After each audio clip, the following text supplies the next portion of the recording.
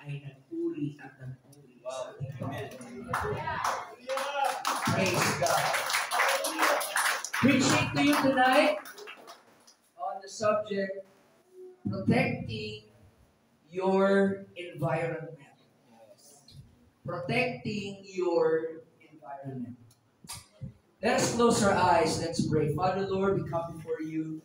Wala kami ibang pinunta rito kundi ang iyong Espiritu, ang iyong salita at ang iyong presensya. Wala kami dito, Panginoon, to entertain the flesh, but we are here to feed and to conquer our flesh and feed our spirits, O God. Yes, Jesus. Panginoon, gamitin mo ako, Lord, not to be moved by my emotions and opinions, flesh, but help me to preach according to the action of the Holy Ghost. Walang saysay ang ginagagawa namin ngayon kung hindi ka kikilos sa Diyos. Wala kami ibang pinunta ngayong gabi kundi ang iyong Espiritu. Kaya Lord, kiniklaim namin ang pangako mo. Fill us with your Spirit tonight and fill us with your presence. In the mighty name of Jesus. Put your Bibles down and clap your hands to the Lord. Hallelujah! Ipalakpak para sa ating Panginoon. Praise God! Praise God! Bago ka mga po, kamay mo yung katabi at sabihin mo, protect your environment. Amen. Praise God.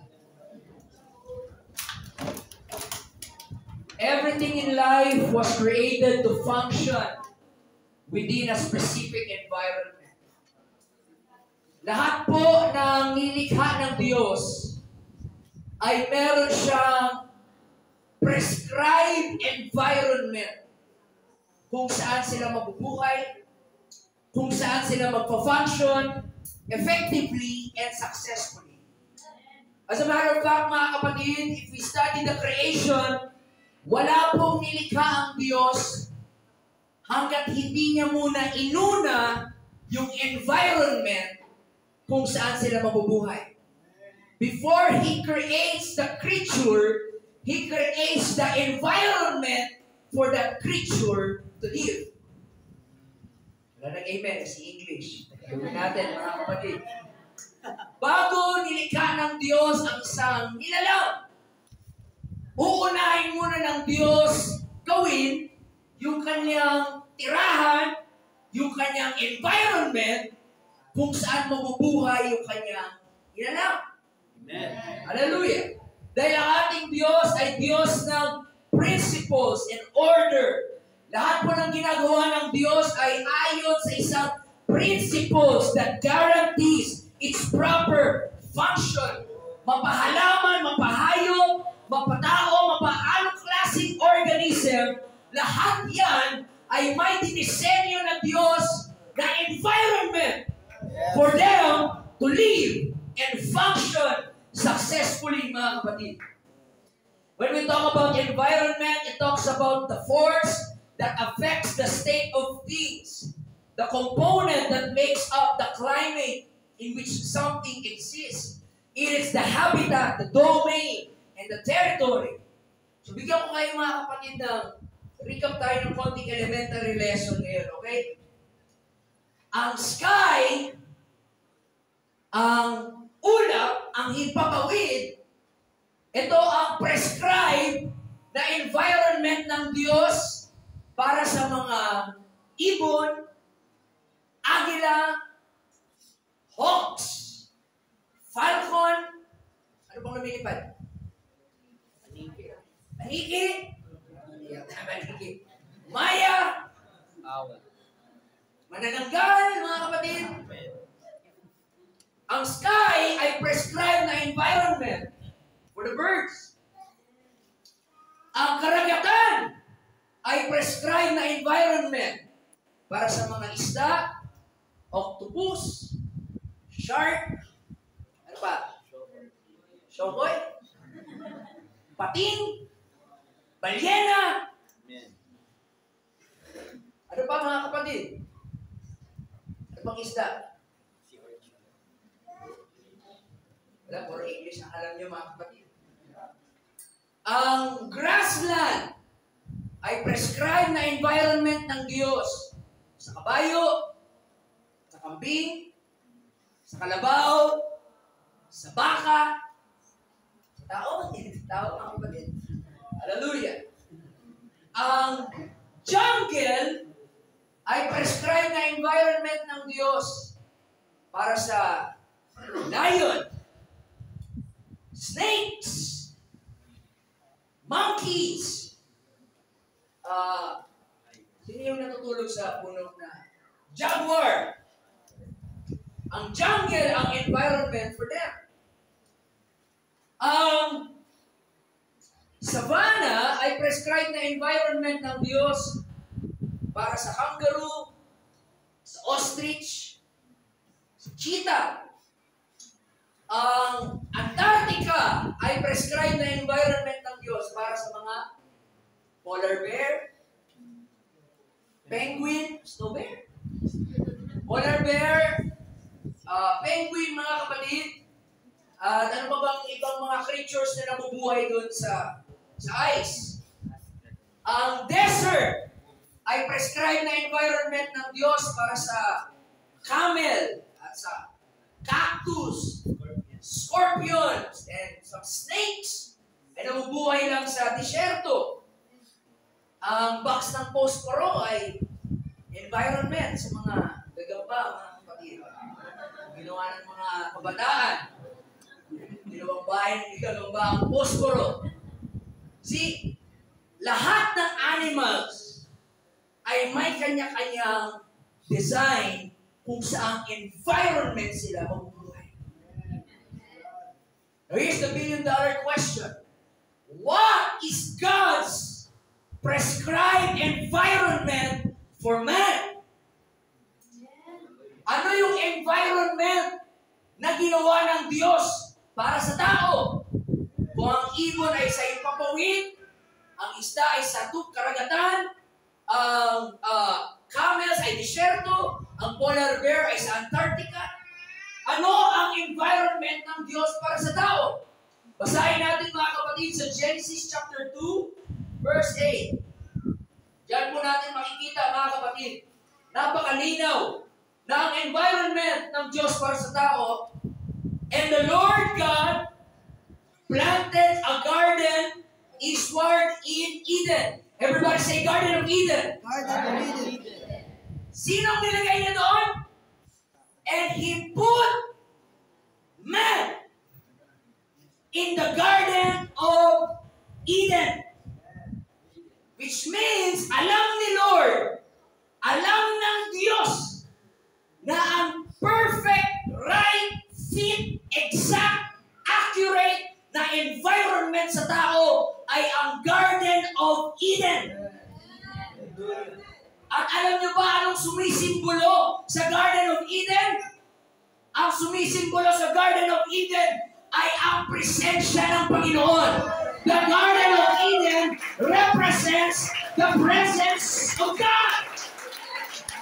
So kung ang ibon ay mabubuhay sa ipapawid, ang isda ay sa karagatan, ang mga lions ay sa jungles, ang mga camels ay sa desert, ang polar bear ay sa Antarctica, ang tao ay mabubuhay lamang sa presensya ng ating Panginoon.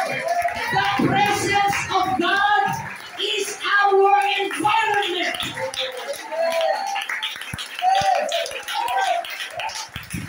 Kaya ang pinaka-nakakatakot na pwedeng mangyari sa iyo ay hindi mamatay ang pisikal na katawan.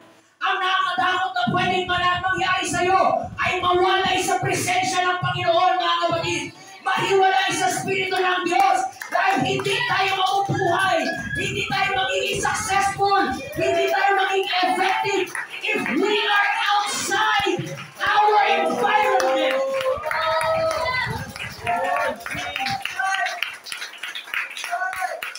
The presence of God is our environment. It's the perfect environment for man.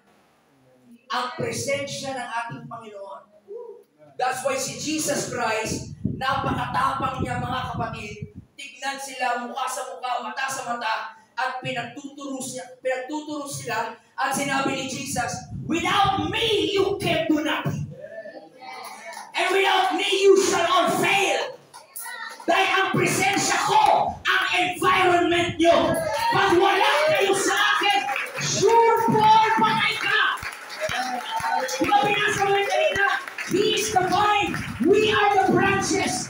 Ang environment ng sanga ay nasa vine. Ang nutrition ng sanga ay nasa vine. Pag maputo ng sanga sa vine, mamamatay ang vine. Magiging walang silbi ang vine. Ganon ang picture ng buhay ng isang tao wala sa presensya ng Diyos. You are physically dead, but you are physically alive, but you are really dead inside. Because you are outside God's prescribed environment, mga kapatid. So kung ang presensya ng mga hayop ay what? Ang presensya ng Diyos para sa tao ay who? Ang kailangan namin presence ay hindi presensya sa Switzerland, presensya sa China, presensya ni itong gwapong to, mga kapatid. Ang magbubuhay sa ating lahat ay ang presensya ng Panginoon. Ilang years ago, Pastor Nagalapo? 22 years. Imagine, paano kayo tumagal ng 22 years, mga kapatid? Wala kayong sapat na riches, wala kayong sapat na katanyagan dito sa mundo. Pero bakit for 22 years, pabalik-balik kayo dito, pabalik-balik kayo dito? It is because the presence of God is living inside His church.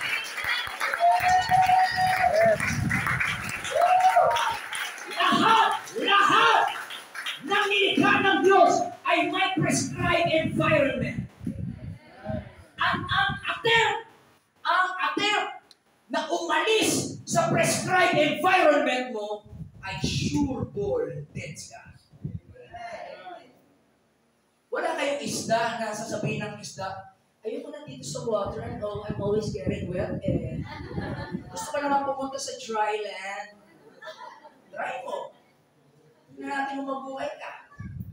Wala kayong makita kambing, sabihin ng kambing, ayaw ka na dito, ang dirty-dirty sa lupa, dami tayo dito sa Tiaong. Ayoko dito. Gusto ko lang mabuhay under the sea. Try mo kambing. Ang mga animals, hindi sila umaalis sa environment nila. Tanging ang tao lang. Ang tao lang ang tanging species na umaalis sa environment na itinalaga sa kanya ng Panginoon. Dahil curious tayo palagi, ano bang feeling doon? Ano bang feeling doon? Gusto ko matry yun. We are unbelievable creatures. Hindi na-stress si Lord sa isda. Hindi na-stress si Lord sa unggoy. Alam nila yung environment nila. Ang na-stress si Lord sa tao. Ang tao lang talaga ang laging, try naman natin yung iba. Try natin yung iba. Try natin yung iba. Tapos pag namatay doon, hindi makahinga. Nasaan ka, Lord? Nasaan ka, Lord? God has already prescribed an environment to you. Without me, you can do nothing. Without me, you shall surely fail. Yun ang pinaganda pag meron kang salita ng Panginoon eh. The blessing of Word of God is that you're not going to make your life an experiment. Hindi mo na kailangan sabihin, i-try ko ngayon, i-try ko ngayon, i-try ko ngayon. Masarap ba talaga?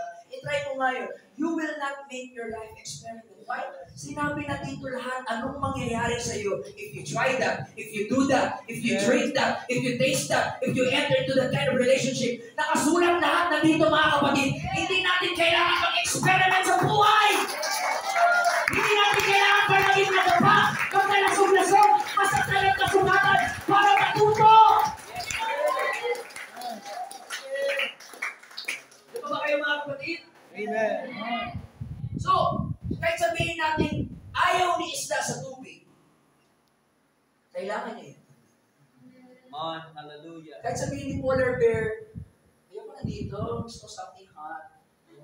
Kahit ayaw ni polar bear sa Antarctica, kailangan niya ang Antarctica. Kahit ayaw ni scorpion sa desert, kailangan niya ang desert. Kahit ayaw mo sa Diyos, hindi mo matatakasan ang katotohanan Kailangan mo ang Diyos.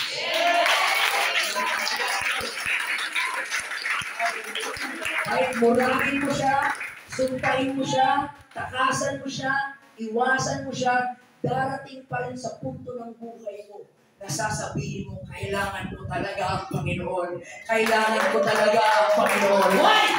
That's the original creation. Ang presence ni Lord, ang environment mo. Ano ba kayo mga kapatid? Amen. So, nilagay, ang Panginoon talaga, simple lang siya. He's a simple God. We always make things complicated. But si Lord, simple lang siya. Ang gusto niya sa tao, ganito lang. Nasa Garden of Eden ka, ang na-enjoy yung presensya niya. That's it. Walang upuan, walang bass, walang keyboard, walang gitara, walang preacher na guwapo, mga kapatid. All God wants, not a religion, not an organization, not a denomination, all God wants is a garden. As simple as that. Pero itong kasalanan natin yung nagpakomplikado sa mga bagay-bagay. Amen. That's true. Pero hindi gusto ng Diyos may relihiyon, may templo. Ang gusto lang ng Diyos ay garden. At kahit saan pumunta si Adam at that time, he was in the presence of God. Punta siya sa kaliwa, he's in the presence of God. Kanan pala, kaliwa, he's in the presence of God. Lalakad siya, he's in the presence of God. Nadapa siya, he's in the presence of God. Nautog siya, he is in the presence of God. Noas, he is in the presence of God, Pastor Tagolabo, at walang drums doon. Walang keyboard, walang magaling na singers doon, walang magaling na choir doon, walang magaling na gitarista doon, walang magaling na bahista doon, pero anong meron doon? Yung raw presence of God. Yung presensya ng Diyos ay buhay na nandun! Pero sa panahon natin ngayon, ang daming simbahan, may drums, may bass, may gitara, may choir, pero wala ang Espiritu ng Diyos! Wala ang presensya ng Diyos, mga kapatid! Mga kabataan ngayon, ang discernment sa presence ng Diyos is yung feelings. Oh, I feel. Ang discernment sa presensya na ngayon, hindi mare-revive pag walang drums. Hallelujah, yung best ko naranasan yan, no? Pag pantarpol. Wala. Punta ako sa drums. Revival sila pag may drums, mga kapatid. Gusto natin yung may ganun, may impact, may nakakatakot, may malakas na tunog, mga kapatid. Yun ang measurement natin ng presensya ng Diyos. Thankful tayo sa mga bagay na yan, mga kapatid. But remember, kaya nga ang tawag sa kanila ay instruments. They are only instruments for worship. But they are not worship. They are only instruments for worship. They are not the definition of worship. They are not the substance of worship. They are only the instruments of worship. Pero may napuntahan ako sa Mindanao, pag-ibig, bahay bubo lang, mga kapatid. Tapos yung gitara nila yung sintonado na treng, yung ganun ng tono, tong. Ganun pa mga kapatid. And then kinanta nila yung You Deserve the Glory, parang kinanta nyo. Hallelujah! Yung gitarista nasa key of C, yung mga singers nasa key of F sharp, mga kapatid. Sobrang sintonado, sobrang nakaka-distract. Gusto ko nang lumabas, mga kapatid, dahil natatawa talaga ako. Napakasintonado sa kanila. But I'm going to tell you, hindi na namin natapos yung service na yung doon, mga kapatid. Why? Dahil bagamat palpak yung kanilang instruments and music, the presence of God was there and it was working mightily and powerfully. Yes, hallelujah. Hindi kailangan nyo ng talented musicians and talented singers. He's looking for someone that is hungry. He's looking for someone that is thirsty for His presence. Salamat, Lord. Salamat, musicians. Pero pag wala ang presensya ng Diyos, magsiuwi na tayo. Walang saysay. At without the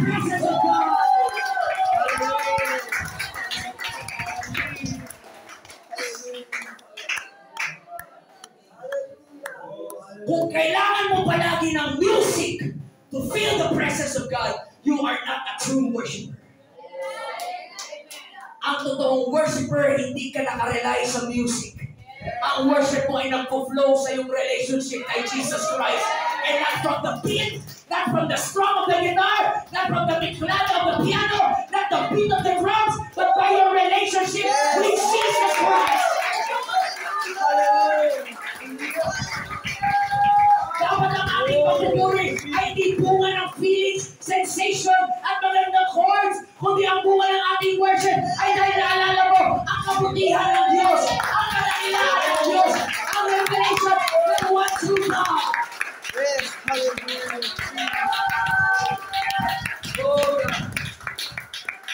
Di ba kayo mga kapatid? Amen. Di ba ako preach? Ang galit na ata kayo mga. Hallelujah. Kaya nga, pag subukan natin ibaliktad ang order ng Diyos, di ba dahil? Kita na kayo na agila mga kapatid. Wala pa kita na agila?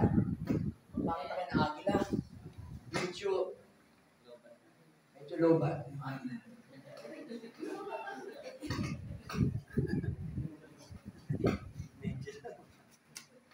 Yung agila, medyo intimidating yung presensya. Sobrang pogi na. Tapos yung paglipad niya, hindi ganun eh. Glide mga kapatid, ganun yung lipad ng agila. Amen. Sobrang pogi. Tapos yung claws, mga kapatid, yung talons niya, parang sinlaki ng mukha ko, mga kapatid. Sobrang nakakatakot talaga. Pogi na agila. Pero pag ilagay mo yan sa ilalim ng karagatan, tanggal yung pagkapogi. Tanggal yung pagkapogi ng agila na yan, mga kapatid. Kahit pag ganun-ganun siya, pag ganun-ganun pa yung pakpak niya, patayan siya, mga kapatid. Ganun yung agila. Why? It's not because he's weak. It's because he is in the wrong environment. Kita kayo ng shark? Sa shark, mga kapatid. Makita ko lang yung parang andito. Takot ako, kinakabahan ako. Every time maliligo ako sa malalim, hindi mo wala sa isip mo, baka may pating. Baka may pating. Takot ako sa shark, mga kapatid. Pero pag ilagay mo yung shark dito, hindi ako tatakot dyan, mga kapatid. Tatawanan ko ba yan? Gagano'n yan. Tanggal pagkapogi ng shark na yan. It's not because mahina siyang animal, mahina siyang creature. It's because nilagay mo siya sa maling environment. Kahit gaano ka kagwapo, kaganda, katalented, kapotential, katalino na tao, pag nasa maling environment ka, hindi mo marirelease yung potential na binigay sa'yo ng Diyos. Pag nasa maling barkada ka, nasa maling kaibigan ka, nasa maling relationship ka, kahit gaanong destiny ang i-invest sa'yo ng Diyos, hindi mo marirelease yung power na binigay sa'yo ng Diyos because you are in a wrong environment. Yes, hallelujah. Hallelujah! But according sa study, pag yung shark, lumalaki siya eh. Pero pag ilagay mo lang siya sa maliit aquarium, yung laki niya ay didepende lang sa size ng environment. So kung maliit yung aquarium, maliit lang din siya. Environment is very powerful. Kaya si Agila, Pastor, good to see you. Wapo pa rin, ever. Si Agila, pag-aatake niya si Ahaz, hindi niya nilalabanan si Ahaz sa environment ni Ahaz. Kasi alam niya conquer ni Ahaz yung land. So, ang ginagawa ni Agila, kukunin niya si Ahaz at ilipad siya doon sa pinakataas. Dadalhin ni Agila sa environment niya kung saan siya malakas.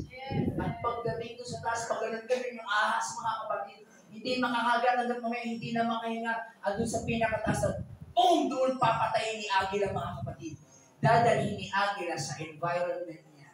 Hallelujah! Pero kaya mga kapatid, hindi mo matatalo ang demonyo paglalabanan mo siya sa same arena niya, sa same environment niya, mga kapatid. Hindi mo matatalo ang flesh by flesh. It takes a spirit to defeat the flesh, mga kapatid. Pag may dumating na problema, pagsubok sa buhay mo, huwag kang gumanti, huwag kang sumagot, huwag kang bumalag. Pumunta ka sa prayer room, maglak ka doon sa prayer room, at sabihin mo, Lord, lalabanan ko to sa environment ko! Idadaan mo lang sa prayers, idadaan mo lang sa devotion, idadaan mo sa meditation, dahil pag lalabanan ko sila sa flesh, nakatalo ako!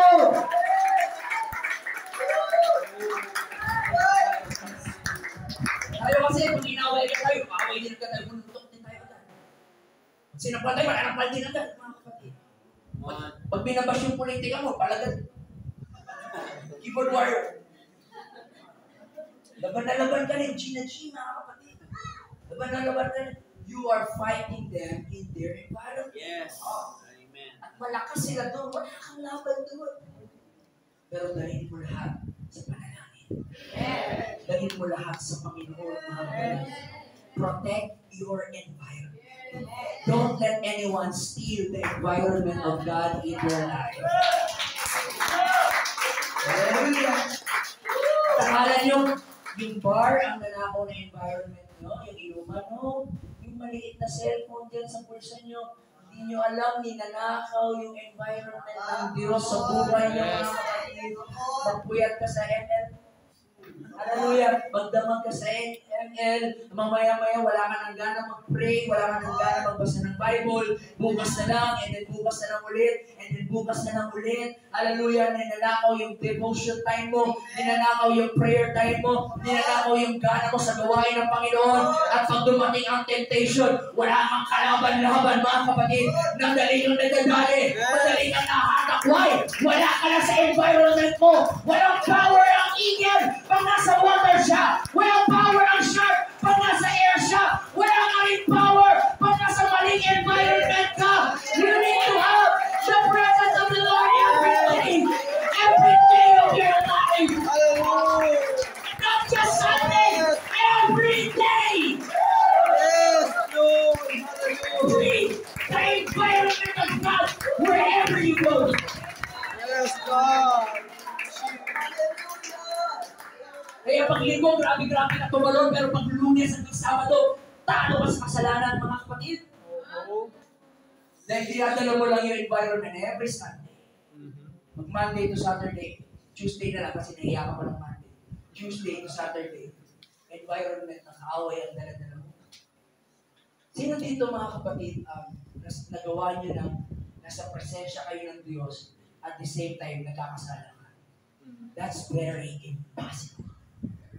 You will never commit sin when you are so filled with the Spirit and the presence of God.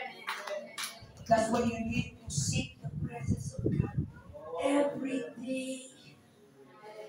Not just Sunday, not just Friday, every day. Matuto kang mag-spend ng sarili mong time. Sabihin mo, I'm creating my environment. I'm creating my environment.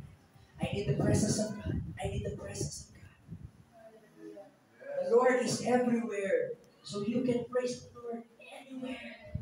Kahit saan, mga kapatid, habang nagtatrabaho ka, dalhin mo ang presensya ng Diyos. Mga nanay, please, lagi kayo magpapuspos ng Holy Ghost. Then pag hindi kayo puspos ng Holy Ghost, ang ingay sa bahay. Pag-isip sa umaga, sermon ang almusal natin. Kaya mga kapatid, kayo dito ba? Kapatid, mga nanay, umaga. Ano kayo mga donya kayo? Ano yan, iros? Pero pag sinanay, di ba galing revival ng Sunday? Kahit tambak yung hugasan pag-uwi, ako may pag-ugas na. Ako na bahala. Ganun pagpuspos si nanay. Ganun si nanay pag nasa environment siya ng presensya ng ating Panginoon, mga kapatid. Kaya kahit saan kayo pumunta, habang nagdadrive ng motor, habang nagmamanero, call on the Lord and say, Lord, you are great. Lord, you are glorious. Lord, you are powerful. Lord, you are so good. Lord, I worship you. Lord, I honor you. Habang nagluluto kayo, mga nanay, habang nagpipito kayo, my God is a good God. The Lord is my tower. The Lord is my refuge. The Lord is my fortress. Habang naglalaba, Purihin mo, Panginoon. Heal the environment. Heal the environment. Yes, Jesus. Ilan naman doon ba kayo mag-aral, mga estudyante? Wala na kayong gana sa online. Ulit-ulit na assignment. Walang katapusan na assignment. Wala ka nang gana mag-aral. Let me tell you this. Magpapuspos ka ng Holy Ghost. I tell you, excited ka ulit mag-aral. Why? Kasi nasa environment na balik sa'yo. Nalagay ka sa, nangihina ka ng una, pero nung na-revive ka, nabalik ka sa environment. Hallelujah! Hallelujah! Wala ka nang gana mag-business mo, wala ka nang gana mag-trabaho, may pangarap ka, pero gusto mo nang i-give up, na-discourage ka na, magpapustos ka ng Holy Ghost. In His presence, there is fullness of joy. Fullness of joy. Kahit maraming assignment, kung marami ka rin joy, kaya mo yung assignment. Kahit maraming trabaho, kung pulungan ng joy, kaya mo yung trabaho. You cannot defeat a happy person.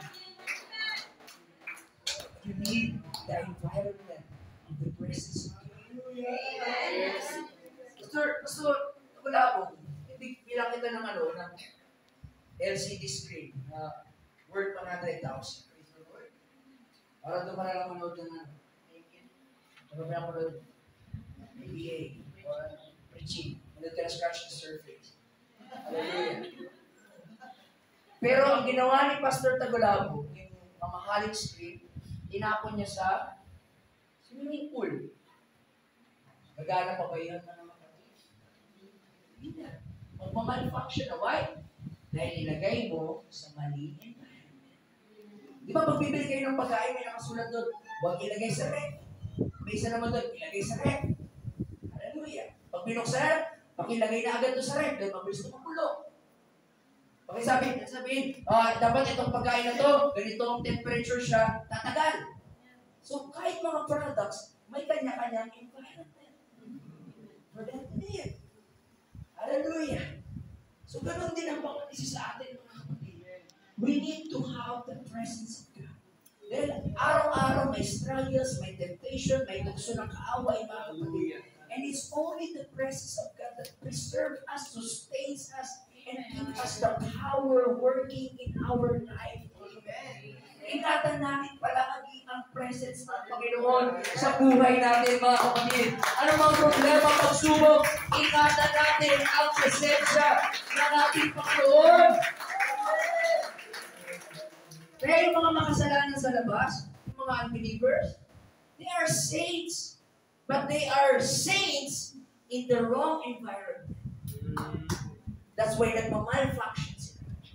That's why natidisip sila sa homosexuality, sa perversion, sa murder, sa incest, sa immorality, sa rape, sa drugs. Kaya sila bihag doon. Why? Nasa maling environment. Pero once mapuspos ka ng Holy Ghost at mabaptize in water in Jesus' name, yung environment na originally designed para sa atin ay nire-restore muli sa atin ng Panginoon. Kaya mga, kung meron tayong bisita ngayon, we are not inviting you to a religion. We are inviting you to an environment. Yes. The environment that is what you need. The environment that fits perfectly for you. The environment that you will be successful. The environment that you will be effective. Yes. What is that environment? The presence of God. Yes. Hallelujah! Kung nanghihina ka, mga kapatid, di ba? Kung nanghihina ka, down na down ka, discourage ka, pero pag mapuspos siya ng Holy Ghost, Pastor Andrew, parang sabi nga isang pastor, parang na super saiyan na gogo. Mapuspos ka ng Holy Ghost, nag-iba ka eh. Sige, mga tumulong labas! Sa kayo! Mabas kayo! Kasi magpuspos ka ng Holy Ghost, lalo na pagkaling ng fasting, hallelujah, haramunin mo yung satanas talaga eh. Hindi ka matatakot, labas kayo, kahit ilan pa kayo dyan, hindi ako takot, dahil ako ang pangalan ni Jesus at lumayas kayo. Hindi ka mahina, hindi ka discouraged, hindi ka depressed, nasa maling environment ka lang.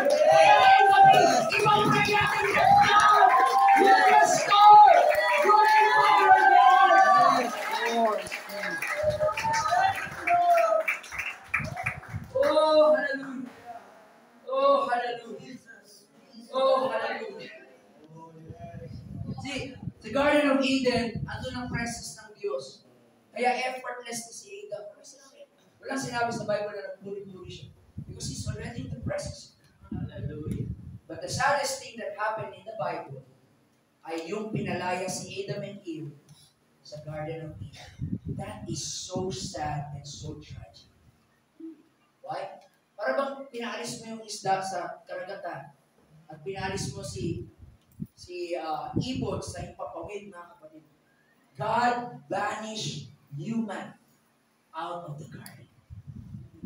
And from that point, boom, nag-malfunction yung tao. Para bang robot na nasira. Drained, dry, dead. Why? They are now outside their environment. The Garden of Eden. Hallelujah. Pero napakabuti ng Diyos. Yes. Hallelujah. That even your environment changed, your value in His eyes did not change. Kahit nawalay ka sa Kanya, hindi nagbago ang halaga mo sa mata ng Panginoon. At sa kabutihan ng Diyos, binigyan niya tayo ng gift na tinatawag na the gift of praise and worship. Yes.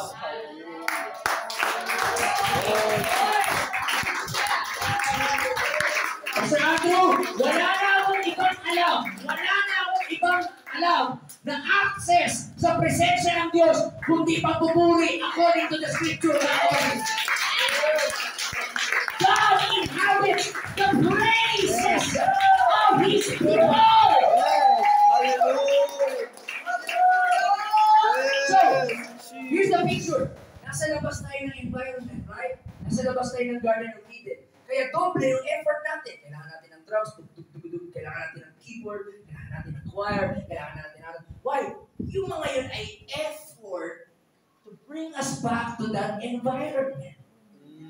Now, itong maganda mga kapatid. Mga bayan dito, libre lang sa inyo. Sa mga tayo mga kapatid. Ang environment ay hindi place. Yes. Ang environment ay hindi limited sa praise. Hallelujah. You can be in the church, but the environment is worldly environment. Yes. But you can be in your car, you can be in your house, you can be in your school, Yes. work, Hallelujah. but you are in a heavenly environment. Amen. That's why every time we worship God, hindi natin hinihiling yung lugar na garden. Ang hinihiling natin yung environment ng garden. Yung environment na na-enjoy ni Adam and Eve noon, yun ang ating kiniklaim. God, restore unto us the environment that we wish used to live. Hallelujah. We are all longing for environment. Alam niyo bakit yung mga tao pumunta sa bar? Yung may mga disco. Yeah. Oo. Sayaw-sayaw. Tandway. Sigarilyo. Wait. Oh, yeah. Bakit nila gusto yung environment? They are looking for an environment na makalimutan nila yung pain in their heart. Come on. Alam niyo ba sila pumunta sa bar? Because they are sad. Dahil kung masaya ka sa buhay mo at masaya ka sa pamilya mo, hindi mo kailangan ng entertainment. It's because they are sad at naghanap sila ng, we can say, escape at naghanap sila ng cover up for that pain. So, kung nandun sila sa bar, yung basta ka na, bar ka na. Mga pag-spirit. Angela, they are looking for an environment na kahit temporarily, makalimutan na nila yung problema. Pero kinabukasan, bukas nagsisisi, naubos na yung pera. Bukas nagsisisi, mga kapatid, nagbutis na. Bukas yung isa nahipuan, na-rape na pala, mga kapatid. Puno-puno na ng pagsisisi. Yun ang problem sa kamunduhan eh. Sa kamunduhan, ang saya ng party, ang lungkot ng after the party. Pero sa Panginoon, ang saya ng party, ang masaya pa rin after the party. Ang true happiness ay nasa presence ng Lord. Ang true joy ay nasa presence ng Lord. Ang true peace ay nasa presence ng Lord. Bakit mo kailangan ng bar kung meron naman tayong church? Amen. Yes. Oh, kaya nga paggaling na kayo sa Apostolic Church, yung revival, yung patay mga buang, talunan. Pag pumunta kayo sa ibang church na hindi na gano'n, hindi na kayo matutuwa. Hahanapin nyo yung gano'n. Right! That's my environment! That's my environment! Yeah. A praising environment! A worshiping environment! Yes. That's my environment!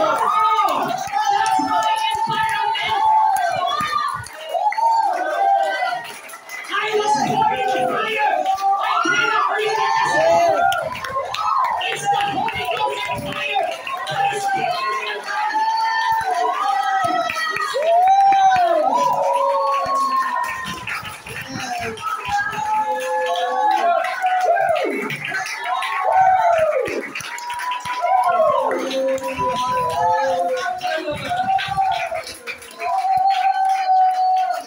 Pastor Elias, Pastor Jen Tagulaw, very good job. Pasok ko pa lang dito, yung mga tao, mga worshipers, mga praisers. Big check yan mga kapatid. Ganyan ang dapat ang environment. Yeah. Alam niyo ba kaya inutusan ni Lord? Malakpak, sumigaw, mag-jump, mag-dance. It's all set up for the environment. Sabi ni Lord, gusto ko, pagdadaan ako, may mga gumagalaw, mas masaya, mas isigaw, may iba umiiyak, may iba nagpupuspos ng aking presensya. Yun ang gusto kong klaseng environment. Kaya mga singers, hindi po kayo entertainers. Kayo po ay environmentalist. Kayo po ay nag-create ng environment. Generate ng environment. Hallelujah. Go na!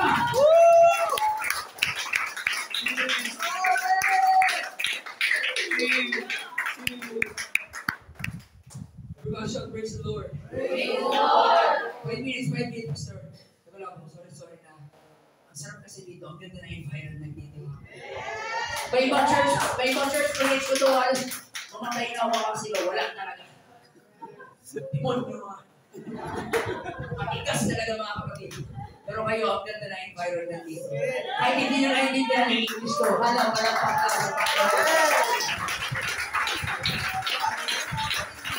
Bigyan mo ang praise ay prescribed ng Diyos to change your environment. Okay?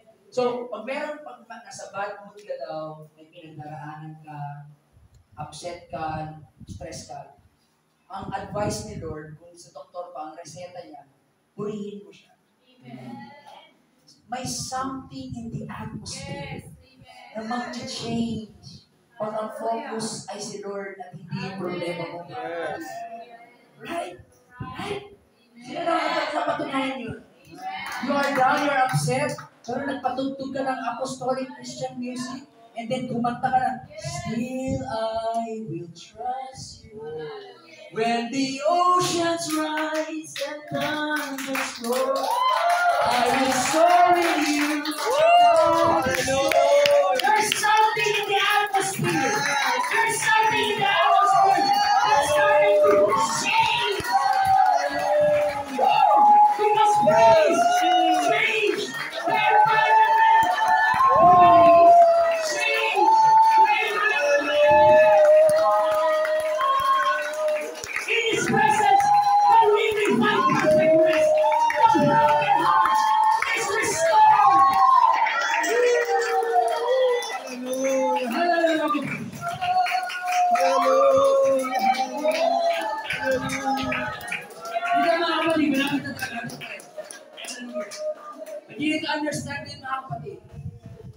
pagpupuri ay kailangan nyo munang matutunan sa private bago nyo ma-manifest sa public. Alam niyo bakit may iba sa inyo hirap magpuri ngayon? Kasi hindi niya ginagawa araw-araw. Si David, lagi siya nagpupuri sa private, kaya hindi siya natatakot ma-criticize sa public. Mahihiyak ka talaga magpuri sa kanila. Sa harapan nila, pag nagpupuri ka for showmanship. Pero kung lagi kang nagpupuri para lang sa presensya ng hari, wala akong paki sa crowd! Wala akong paki sa tao!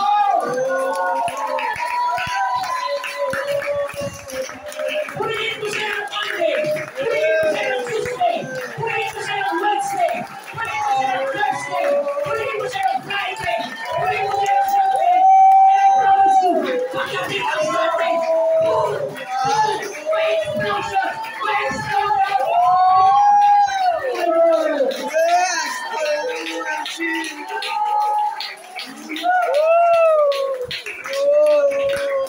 You cannot praise God in the public if you don't praise Him in your private life.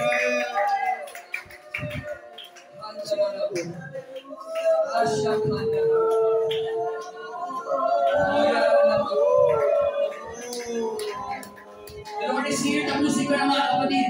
At ang sabi ng Panginoon kay Jehoshaphat, Jehoshaphat, you don't need to fight. The fight is mine. Ang gawin mo na lang, tawagin mo yung choir, tawagin mo yung musicians, tawagin mo yung singers, tawagin mo yung kapatuloy.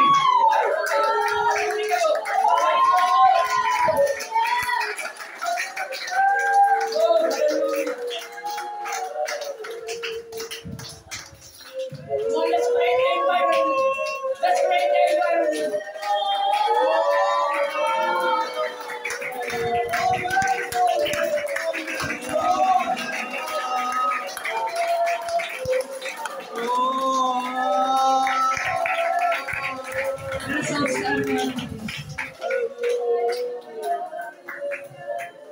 Yung Pastor Tagalabo, si David,